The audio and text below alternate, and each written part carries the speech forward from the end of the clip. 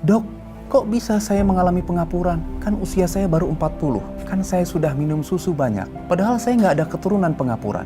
Permasalahannya adalah pengapuran ini tidak dapat disembuhkan. Namun pengapuran dapat diantisipasi agar kondisinya tidak semakin berat. Kita harus tahu, pengapuran akan terjadi pada setiap orang.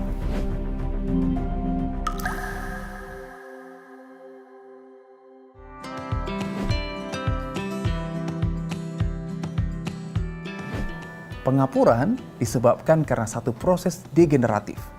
Dalam definisi yang paling mudah, wear and tear. Kalau satu sendi dipakai, maka suatu saat dia akan mengalami satu proses pengapuran. Maka pengapuran adalah satu hal yang wajar dan natural. Pengapuran akan banyak terjadi di sendi yang memberikan tumpuan tubuh. Pertama, lutut. Ya, kita sering dengar orang tua kita atau orang yang usia lanjut pasti mengalami pengapuran pada lututnya. Kedua, panggul kita. Yang ketiga, tulang belakang. Karena tulang belakang bagaimanapun juga akan menumpuk keseluruhan tubuh kita. Yang terakhir, tulang belakang bagian atas yaitu leher. Itu adalah pengapuran yang sangat mungkin terjadi di sendi.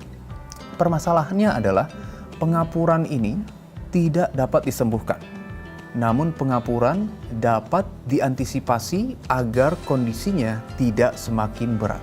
Karena kalau kondisinya semakin berat, mungkin Anda membutuhkan tindakan pembedahan untuk mengganti sendi tertentu. Misalnya sendi lutut harus dilakukan penggantian sendi. Sendi panggul harus dilakukan penggantian sendi. Saya pengapuran, berarti saya harus minum susu dong, dok? Sebenarnya ada perbedaan yang sangat mendasar antara pengapuran atau osteoartritis dengan osteoporosis. Osteoartritis berarti permasalahannya adalah di sendi. Jadi tulang dengan tulang berdekatan, menempel, itu membentuk satu sendi.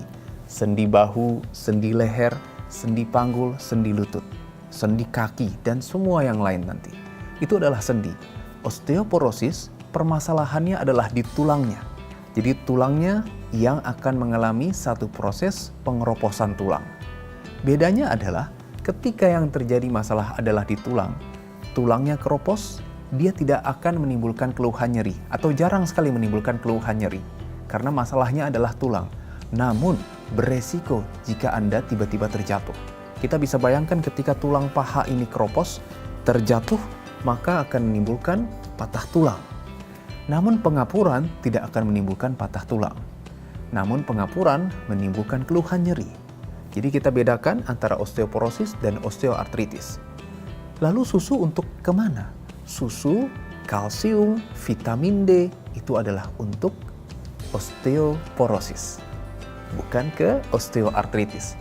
Maka meskipun Anda sudah mengkonsumsi banyak susu, bukan berarti terbebas dari osteoartritis. Tetap suatu saat kita akan terkena osteoartritis, tergantung di sendi mana yang kita akan sering pakai. Osteoartritis dapat dicegah dan dapat dicegah progresivitasnya agar tidak semakin berat dengan cara memproteksi sendi Anda. Proteksi sendi seperti apa, dok? Misalnya, ketika kita banyak melakukan aktivitas duduk di bawah atau berjongkok, maka kita proteksi sendi dengan mengurangi pembebanan ke lutut kita, contohnya dengan memberikan tumpuan pada tangan kita ketika kita akan berdiri. Itu adalah salah satu cara kita untuk memproteksi sendi. Atau ketika Anda sudah didiagnosa dengan pengapuran, pemberian atau penggunaan knee decker itu dapat memproteksi sendi. Meskipun jangan digunakan dalam waktu yang lama. Atau juga kita bisa melakukan proteksi sendi dengan satu hal yang sangat penting, yaitu exercise atau latihan. Kita ambil contoh adalah sendi lutut. Sendi lutut adalah sendi yang paling sering mengalami pengapuran. Ya. Jadi secara teori, di atas usia 50, sendi lutut akan mengalami pengapuran. Lalu, kalau otot paha kita kuat, di depan ada otot yang kita sebut sebagai otot quadriceps, di belakang ada otot hamstring. Ketika otot kita bagian depan maupun bagian belakang ini kuat, dia akan menyerap beban tubuh kita sebelum dibebankan ke lutut kita. Namun sebaliknya, Ketika otot kita tidak kuat, 45% sampai dengan 60% beban tubuh kita akan bertumpu kepada sendi lutut. Kita bisa bayangkan, akan lebih mudah dia mengalami pengkapuran. Yang terakhir yang penting selain exercise adalah pengaturan dan pengontrolan berat badan. Sendi akan menumpu berat badan tubuh kita, sehingga ketika berat badan kita meningkat, dia akan memberikan pembebanan yang berlebihan baik kepada sendi, pinggang, panggul, dan lutut kita. Sehingga proses pengkapuran akan semakin cepat terjadi dan akan sangat sulit untuk dicegah progresivitasnya.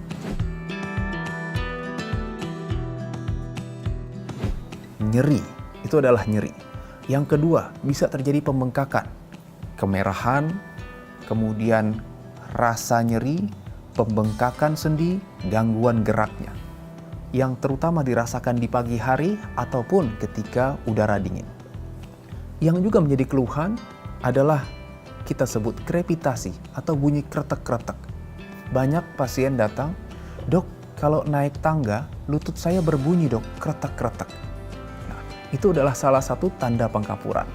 Oleh karena itu, dengan kita mengetahui apa itu pengkapuran atau osteoartritis, apa saja gejalanya, bagaimana cara mengantisipasinya, dan bagaimana cara mencegahnya, kita dapat melakukan satu proses pencegahan sehingga pengkapuran meskipun terjadi tidak akan mengganggu aktivitas dan produktivitas Anda. Namun setelah mengkonsumsi obat, melakukan exercise, mengurangi pembebanan ke lutut, mengatur berat badan, keluhan masih ada, atau bahkan bunyi krepitasi atau krek-kreknya semakin meningkat, jangan ragu untuk datang ke dokter untuk dilakukan satu proses pemeriksaan yang lebih lanjut, apakah dibutuhkan ronsen, USG, atau MRI untuk memastikan bahwa pengkapuran tidak terlalu berat pada sendi Anda.